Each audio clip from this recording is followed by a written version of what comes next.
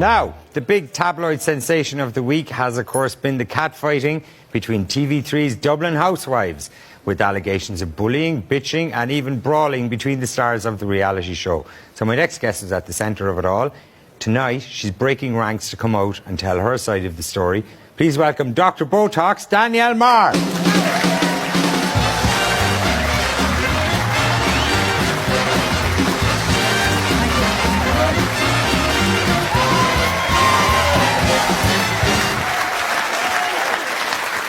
Hi, Dr. Danielle. Hi there, how are you?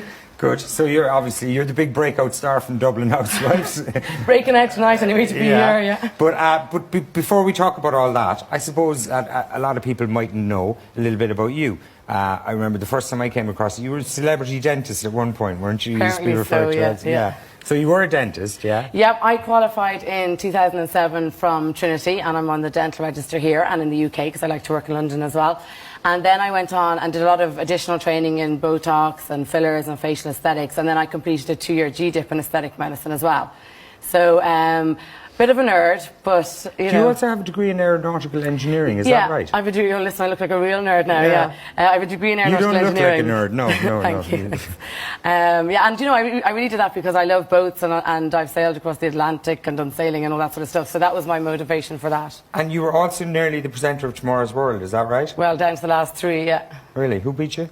I don't know, some guy. He was a school teacher. I can't remember his name. No one ever heard of him again, but you're Dr. Danielle MARR. So you're in the BOTOX business now, mainly, yeah. And you take a little bit yourself, yes? I do. I'm not averse to a bit of BOTOX. Okay, no, yeah. So tell me now, where, like, you look gorgeous to me. Where am I seeing the BOTOX here? The BOTOX will be just here in my lower forehead, upper forehead. Okay. Crow's feet, and then I have some filler here in my nasal labial. So are you frozen around there, essentially? No, I can still smile. You do have facial expression, although up as far as about there, maybe, yeah?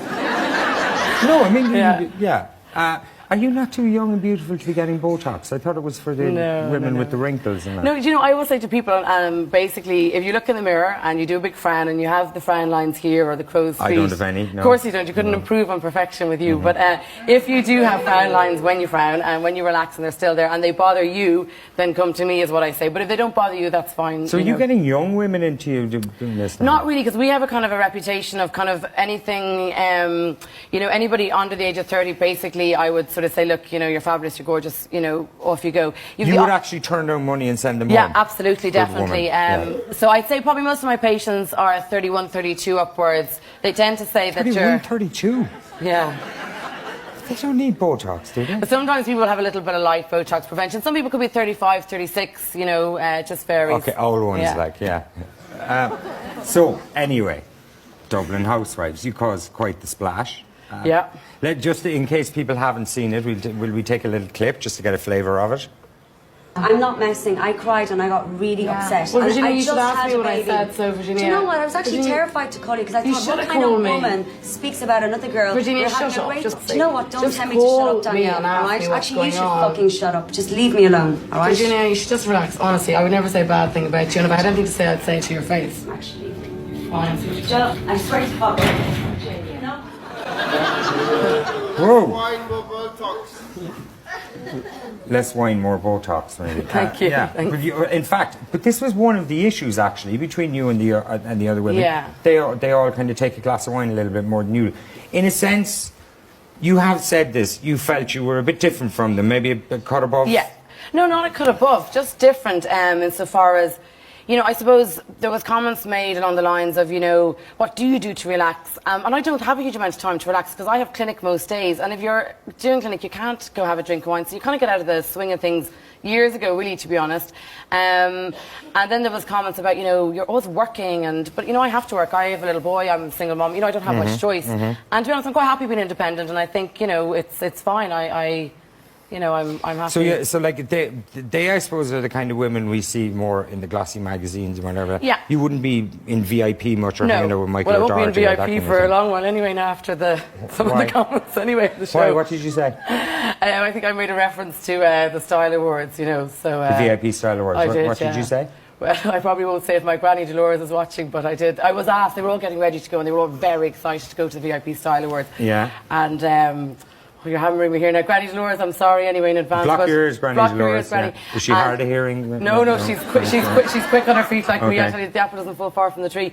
She basically will be at home giggling, but basically they were all getting excited and they were like, oh my God, I'm so excited. And then it cuts to me and I'm basically going, I wouldn't attend that sunburnt beep beeps cabaret in the Shelburne if you paid me. Sunburned F-wit was what you're going. Yes. Which is quite good, yeah. So in a way, like, it's as if you got singled out by the others for being maybe a bit too kind of independent or a bit too honest and stuff like that. And I'm quite driven and ambitious and independent. And are they not? No. I don't know. I think we probably have different things in life that we're into, which is fine. Different is good. Yeah. But I felt I was being kind of criticised for working, and I just felt you felt a bit bullied, didn't you? You felt as if they ganged up on you a little bit. Yeah, and it's kind of embarrassing to say at my age. I'm not going to lie to you, and I, look, it is what it is, and people have been through far worse. It's. But was it? It was quite bruising, was it? Do you know what was actually the most hurtful, really? And I don't mind saying this, was we had our rap party on Thursday in residence, and they were showing episode 4, and there's a bit in it where I'm crying, and they were all. You can cry with the You yeah, squeeze out an old tear there, yeah. And they weren't crockers either. They were genuinely, I was quite moved by what we were talking about. And, I was there with my PA, Katrina, who's just gorgeous, fantastic. And we were sitting there, and we felt very isolated even there. But look, we're well used to it. I've had 6 or 7 weeks of this.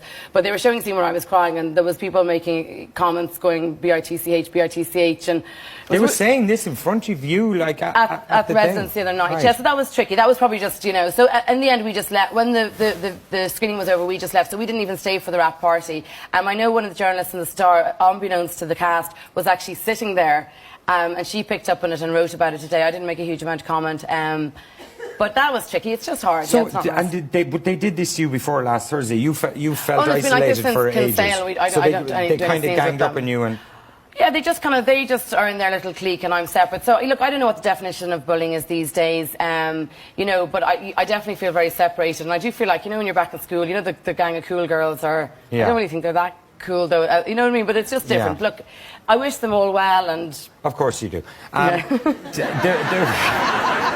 There were various kind of incidents, like, what happened on the night of the launch? Oh, stop, the shame of it. I'm in my jeans.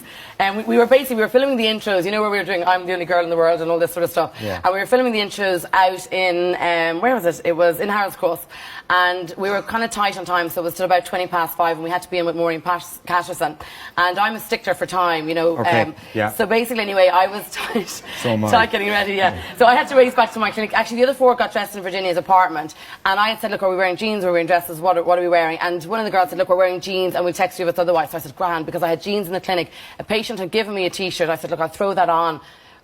Turn it, in I go. So I was the first one when we met in Peter's pub, and then the other 4 came in and they were all in their dresses. I nearly died. But look, it's grand. And that is possibly the worst thing that one Dublin housewife could do to another, isn't it? Tell her the dress code wrong. Yeah, that is total. And then they all went off to New York without you and stuff as well. Yeah, and they reported that I was invited. But listen, I had enough from Kinsale, and to be honest as well, being invited a day beforehand doesn't facilitate you getting work permits and things like that. You know the way. So. But to be honest, it wouldn't have been my cup of tea to go with them anyway, that way, so... No, I'm getting that maybe you were best off out of the New York. Self-preservation at that stage, listen, is this all for the cameras? I bet you're all great pals in real life, No, genuinely, I wish them well.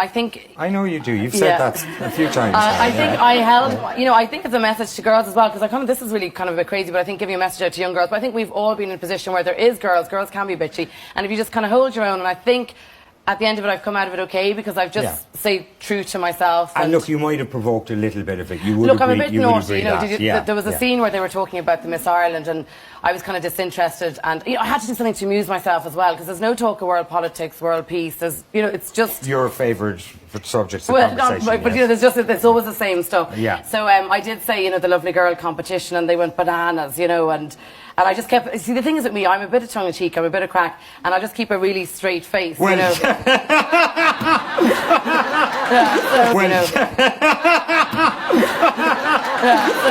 think people who know me get me, Good. Listen, it's been fantastic talking to you. Ladies and gentlemen, Dr. Danielle MARR.